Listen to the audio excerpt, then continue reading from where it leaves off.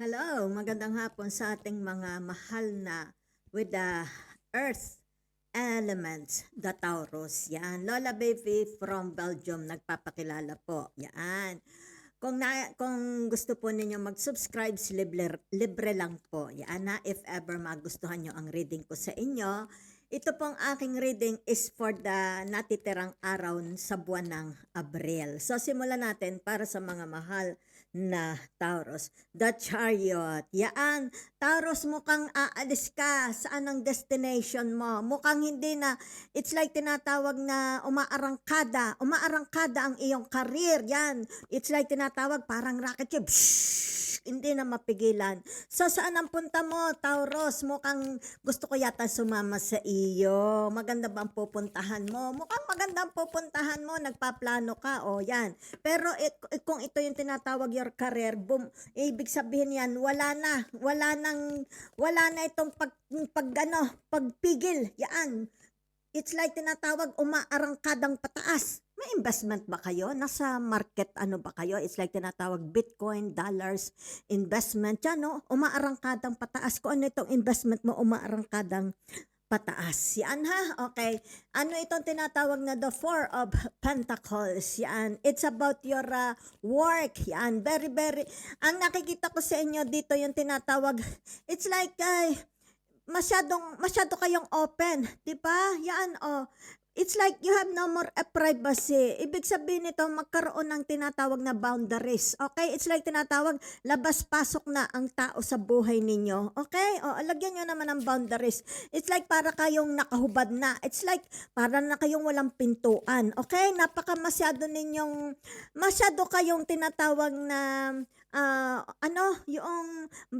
masyado kayong welcoming, over-accommodating, okay? You love to accommodate people. Yan ha, okay? Ibig sabihin nito yung tinatawag na, lagyan mo rin naman ng boundaries kasi kumbaga dito yung tinatawag na may mga energies, bad energies na ha, okay? Na kumbaga dito yung maaring tinatawag na hindi na maganda ang intention ha, okay? So wala namang masama kung nag-on ng tinatawag na ano tawag dito? Oo, yung kasasabi ko lang kanina ha, okay? So, ibig sabihin nito, yung tinatawag na limitahan din naman ninyo. There is someone, it's like a secret place, a secret meeting. Magkakaroon dito na secret meeting, ay hindi ko alam ha, sino yan mga exes ninyo or bagong pag-ibig? Okay, it's like tinatawag may mamumuo ditong pag-ibig. Yan ha. Taurus, nakikita ko, there is a secret, okay? It's like a meeting, yan ha. Romance. Okay? Hindi ko alam. It's like tinatawag, walang nakakaalam nito. Walang nakakaalam nitong tinatawag na secret meeting. Yan ha. It's like tinatawag na magkakaroon ng yung tinatawag na confession, love confession. Okay? Masyado kayong accommodating. Ay, ibig sabihin nito, wag masyado. Lagyan ng boundaries. Labas-masok na mga tao. A time for friends. Meron dito. Okay? Maaring sabihin na nating tinatawag you will go out with friends. Okay? Ibig sabihin nito, halimbawa maaring magkakape kayo, hard rock kape, or tinatawag mag-perform kayo ng music bands, o kaya tinatawag a group, di ba? Maaring ito yung tinatawag outside activities, a party, sayawan, whatever is this. Okay? Meron ditong nakikitang friends grouping, okay? Friends activities. Yan, nako, sino ba itong mystery? May mga admirers kayo. Ibig sabihin nito yung tinatawag na lalantad na siya. Hindi na siya mahihiya, okay? Yan. Kung ano ito hinahanap mong quality sa isang tao, makikita mo na. It's like tinatawag na, at last, finally, matatagpuan ko na ang aking tunay na pag-ibig, ang aking tunay na hinahanap. Okay? Lahat na ng qualities na sa kanya na. Yan na nakikita ko sa mga Taurus. You need to take a rest. Masyado na kayong overrun, overuse, exhausted, burnout. Kailangan ng pahinga. Okay? So, Taurus, nakikita dito for some of you. Okay? Yung tinatawag na maybe you need to slow down. Slow down, especially sa meet. Okay? especially sa meat. Nakikita ko for some of you, yung tinatawag na you have to eat a lot of fruits and vegetables. Okay? Maaring dito parang nawe-wasted ang mga, hindi nyo pinapansin ang mga prutas. It seems you love to eat meat, red meat, okay, baboy, baka, yan, manok, di ba? Ibig sabihin nito, maaring overweight na kasi ayaw, tinatanggihan na kayo ng donkey, ibig sabihin mabigat na, maaring mabigat na ang weight nyo, nag-ano na kayo, nag-gain ng weights, okay? So ibig sabihin nito, mag-reduce, eat more fruits and vegetables. So whatever is this, there is an outing, it's like tinatawag na you will go out. It's like tinatawag there is a travel, maybe short trip travel or a long trip travels with peoples. Okay, maaring ito'y sabihin na nating tourist, magtutur kayo, 'di ba? Or yung tinatawag pilgrimage. Okay, whatever is this. Okay, it's like sabihin na nating exploration, adventures, 'di ba? Visiting one countries, meron dito activities outside. Okay, maaring ito sabihin na nating join kayo sa halimbawa competition. Okay, like sabihin nating surfing, kite flying, 'di ba? It's more about competition, may sasalihan kayo. Okay? So meron ding trip, okay? Ang nakikita ko dito ay papuntang tinatawag south. Okay, south, more on south. Maybe Spain, Italy, okay? Where the sun is, okay?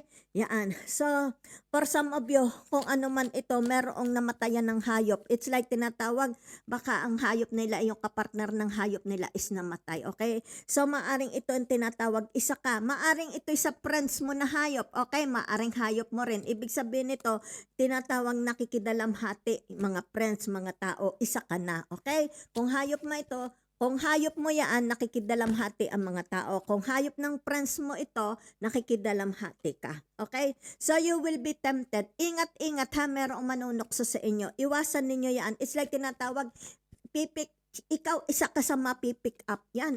Kumbaga halimbawa, a group of people, a group of friends, a group of party, nakita ka. Kumbaga dito yung tinatawag, pipick upin ka. Okay? It's like tinatawag, it's like parang gagayumahin ka, di ba? Aanhin ka. It's like yan, tutoksuhin. Whatever is this, mag-iingat po, baka kayo ay mahulog sa bitag ng kung sinong taong ito. Okay? May sa demonyo. Ibig sabihin, yan ang trabaho niya. Okay? Meron ditong tinatawag bully. Mahilig mag-bully. Okay? Yan. Tinatawag pestering. Yan. Maaring dito sabihin na natin meron nang bubuli sa inyo, may nang pepester sa inyo, may nang bibwisit sa inyo. Okay? It's like tinatawag hindi kayo tigilan sa it's like mga salbahe. Okay? Wala nang ginawa kundi salbahihin. Okay? So, maaring ito yung tinatawag na you don't like. Galit kayo sa mga taong nambubuli ng mga hayop. Dahil nakikita dito, you are tinatawag na animal, mahal nyo ang mga hayop. So, ang nakikita ko dito, galit ka pagka nakakita ka ng mga taong abusado sa hayop. Okay? Yan. So, for some of you, kung ano man ito, di ba? There is a tinatawag na, it's because ito yung tinatawag the hangman. It's about activities. Maybe you will go out with friends, di ba? Yan. Go out with friends. Maaring pupunta kayo sa zoo, sa animals kingdom, something like that, di ba? Yan. Maybe you love animals. Maybe tinetest mo, okay? Kung halimbawa sabihin natin pareho ang aura ninyo ng hayop. Okay? So, tingnan natin ha. Mahilig kayo sa tinatawag na mga exotic animals, di ba? Yan. So, meron dito tinatawag na na-disappoint kayo. Merong nagpalungkot sa inyo. Okay? Yan. Maaring ay anak mo, kapatid mo. Ibig sabihin nito, magsusumbong sa iyo. Maaring magsusumbong sa iyo, di ba? Kumbaga dito ay maaring binubuli sila. Okay? Maaring to, maaring alin man kayo ito or sino ito sa mahal sa buhay ninyo, binubuli sila. Kumbaga dito ay magagalit kayo, 'di ba? Magagalit kayo. Yan ha. Okay. Kung kaya dito ibig sabihin nito ko komprontahin ninyo. Okay? Yan. Maaring ikaw rin ito, 'di ba? Maaring sabihin na natin binubuli kayo, 'di ba? Yan. So you're a very, very loving person, abundance, a lot of wealth, abundance, beauty, all the wealth in the world, paghanga, yan. Kung ano man ito, you have this all. You will have this all. meron ditong tinatawag openings, at tinatawag darating, okay? Anyo connection, partnership, relationship.